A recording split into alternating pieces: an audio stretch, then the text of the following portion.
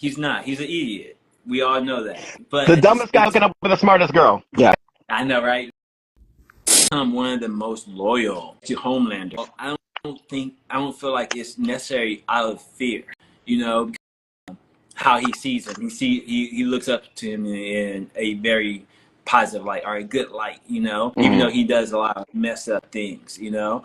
It's like he can do no wrong and he's willing to do whatever he says. Like literally whatever he says. He said go down on an A train. He's like, all right. He's willing to do it. He said eat your friend, the squid friend, Timmy. He did it.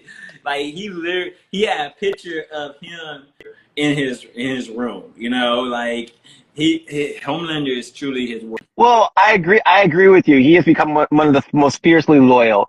But I think, like in most cults, what happens is people get real comfortable with turning their brain off after a while.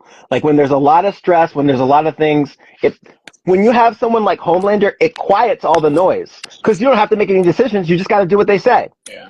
And I think for someone like Deep who turns his brain off quite frequently, it makes things easier. He doesn't have to go back and forth. He just hears what he says and does it.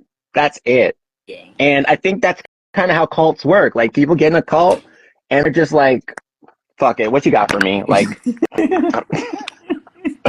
Pretty much whatever you need, I'll do. yeah. But you got to not turn your brain off because stuff like that will happen. Yeah, about the Netflix people talking about they were part of a cult, dance cult that is. You could check it out. It's called Dancing with the Devil. And Okay, I'll check it out.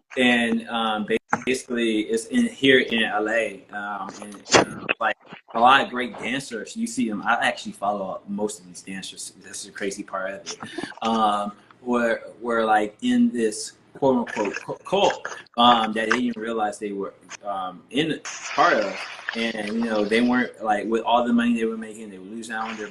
They were like going ahead and having to like distance themselves from their parents and distance themselves from their friends and anyone that was against the cult in any type of way, you know, and it just makes me think about how people get brainwashed. And then I just saw this movie, Inside Out 2. Yeah. And I actually like Inside Out 2 more than the first one, surprisingly. Really? The first one was good? Yeah, the first one was really good. Yeah, and so that's why I was surprised that I was like the second one so much.